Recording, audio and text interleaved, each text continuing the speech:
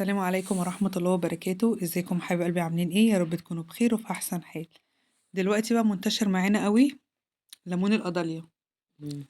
على اساس ان الليمون التاني ايه بقى الصغير العادي اللي هو غلا ده بقى الموسم بقى بتاعه. وصل مش الموسم الكيلو. بتاعه، يعني هو دلوقتي مش الموسم بتاعه فبيرمي. اه لكن دوت الموسم بتاعه رخيص جدا، وبصراحة أنا بفضله. يعني كطعم وكريحة. بنستفاد منه في حاجات كتير. بالظبط كده. دلوقتي يا جماعة احنا هنعمل ايه؟ احنا هنخزن الليمون. هنخزن الليمون زي ما سمعتوا كده. هنعمل ايه بقى؟ هنجيب الليمون ده هنغسله كويس جدا، وهنجيب القشر بتاعه هنقشره زي ما انتم ما شايفين كده. انا قشرته، جبت الليمونية قطعتها على 4، وقطعتها لو هي كبيرة معايا بقطعها على اكتر من 4، وبشيل البذر بتاعها. مشكلة الليمون ده المرارة بتاعته بتيجي مش من قشرته، بتيجي من البذرة بتاعته. قشرته حلوة مش مرة. بس بنشيل بقى الطبقة البيضة اللي بتبقى موجودة ما بين القشرة الصفرة والليمونية نفسها.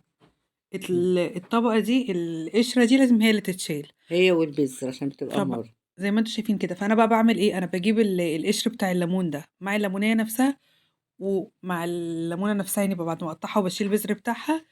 بحط حوالي كوبايه من السكر، وبسيبها معايا ساعه ساعتين على حسب ما انا ايه شغاله مثلا في المطبخ. وبسيبها بتنزل كل العصير بتاعها، والقشره بتاعتها بتطرى معايا. طبعا هنا انا جربت وقلت هضربها بايه؟ بالهاند بلندر زي ما انتم ما شايفين كده، بس هي ما نفعتش. صعب او عشان كانت القشرة بتاعته تخينة. كانت صعبة معايا جدًا، فضربتها في الخلاط وصفيتها، والقشر بتاعه استفدت منه برضه باغسل بيه المواعين على فكرة. المهم جبتها بقى كده وهاحط زي ما أنتم شايفين كده العصير اللي طالع معايا ده فين؟ في قوالب تلج. التلج. عايزة أقول لكم حاجة، لمّا بتضيفوا السكر للعصير بيخلّي معاكم قوام العصير نفسه اللي أنتم حفظتوه في الفريزر ده. تخين مش رفيع، صح؟ بيكون هاقول لِك، عارفة قوام الآيس كريم اللي هو يطلع معاكِ اه، كده بالمعلقة على طول؟ ايوه ايوه. بيكون معايا بنفس الشكل ده. سميك يعني. بالضبط. إنما لو هتعصريه كده بس وهتحطيه في قوالب التلج، هيكون معاكِ شبه التلجية بالضبط. فأنا كنت حابة إن عشان أنا طبعًا أنتم عارفين قوالب التلج بتكون هنا كده مربعات كده، المربعات ومن تحت بتكون قالب، اه، فبتاخدي كده بالمعلقة. هنا بقى بعد طبعًا ما عملت العصير اتبقى معايا حبة عصير كده بعد ما شِلت في الفريزر بقى. طبعًا بتشيلي بقى بعد كده في كيس وبتفضلي تجمّعيه عادي في تسحبي من اللي الفريزر. بيقعد بالسنة عادي. بالضبط كده. قُلت أمّا إيه، ما أشرب لي كوباية شاي بليمون، اه. جو ساقعة بقى نشرب كوباية شاي بليمون. فضِفت هنا طبعًا زي ما أنتم شايفين طريقة شاي عادية خالص، بس أهم حاجة يا جماعة إن أنتم تقلّبوا السكر الأول.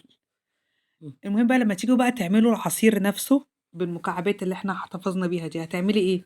هتجيبي كوباية مَيّة عادية خالص، لو حابة إنِّك تزوّدي السكر زوّدي السكر، مش حابة براحتِك، يعني على حسب ما أنتِ إيه مسكّرة وضابطة السكر السكر بتاعِك ما للعصير. وهتقومي جايبة كده مكعب وهتحطيه في سريع يعني وموفر في الوقت ايه ما الليمون غالي. وطعمه تحفة يا جماعة بجد، وما بيمرّرش، قعّديه معاكِ من السنة للسنة مش هتحسّي بأي مرارة خالص في المكعبات دي نَفْسها.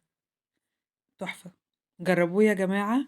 هنا بقى طبعًا وخزنه هو رخيص الأيام دي. يعني مالي السوق ب5 جنيه وب6 جنيه. وب6 جنيه. فأنا بقى جِبت هنا ضِفت بقى شوية عصير ليمون. زي ما أنتم شايفين كده. عصير الليمون ده بصراحة كانت كوباية شاي بليمون والله بجد جميلة. مم.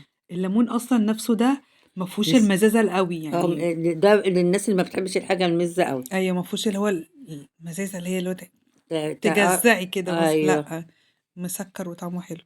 فبصراحة كان حلو جدًا. أنا أتمنى إن أنتم تجرّبوا وتخزّنوا ليمون وقولوا لي رأيكم. والكوباية كمان يعني بتتكلّم عن نَفْسها، تدفّي حاجة حلوة جدًا، وكمان عشان البرد، والليمون مليان فيتامين C. جرّبوها يا جماعة وقولوا لي رأيكم. وخزّنوا ليمون، خزّنوا ليمون، الليمون غالي لأنه أصلًا. قرب يخلص الأيام دي فده آه. الموسم بتاعه.